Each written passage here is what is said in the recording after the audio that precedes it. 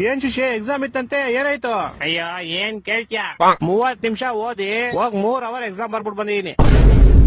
ವಾ ರಿಸಲ್ಟ್ 3 ದಿವಸ ಬಿಟ್ಕೊಂಡ್ ರಿಸಲ್ಟ್ ಬಂತು. 3 ಮಾರ್ಕ್ಸ್ ಬಂದೈತೆ. ಆಮೇಲೆ ನಮ್ಮಪ್ಪ ಮಾರ್ಕ್ಸ್ ಗಳನ್ನ 3 ನಿಮಿಷ ನೋಡಿ 3 ಅವರ್ ನಂಗೆ ಬೆಲ್ಟಲ್ಲಿ ಹೊಡೆದ್ರು.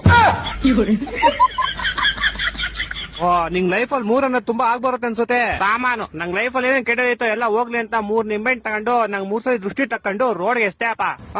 ಯಾರೋ ಒಬ್ಬ ಬೈವರ್ಸಿ ಅವ್ನ ಬೈಕ್ ನ ನಿಂಬೆಹಣ್ಣು ಮೇಲೆ ಹತ್ತಿಸ್ಬಿಟ್ಟು ಸ್ಕಿಡ್ ಆಗಿ ಅವ್ನ ಬೈಕ್ ನ ತಗೊಂಡೋಗಿ ಸೀದಾ ಕಂಬಕ್ಕಿಟ್ಟ. ಬಿಡು ಹೋಗ್ಲಿ, ನಿನ್ ಕೆಟ್ಟದೆಲ್ಲ ಆಕ್ಸಿಡೆಂಟ್ ಅಲ್ಲಿ ಹೋಯ್ತು ಅನ್ಕೋ. ನಾನು ಹಂಗೆ ಅನ್ಕೊಂಡ್ ಆರಾಮಾಗಿದ್ದೆ ಅಪ್ಪ. ಆದ್ರೆ ಗೋಳಿ ಮಗ ಮೂಲಲಿರೋ ಅಂಗಡಿಗೆ ಹೋಗ್ಬಿಟ್ಟು ಯಾರ್ ನಿಂಬೆಹಣ್ಣು ಇಸಿದು ಅಂತ ಕ್ಯಾಮ್ರಾ ಚೆಕ್ ಮಾಡ್ಕೊಂಡು ನಮ್ ಮನೆಗೆ ಬಂದ್ 3,000 ರೂಪಾಯಿ ಇಸ್ಕೊಂಡೋದ. ನಮ್ಮ ಅಪ್ಪ ಅದೇ ಬೆಳ್ತ ಇನ್ನೂ 3 ಅವರ್ ಹೊಡೆದ್ರು.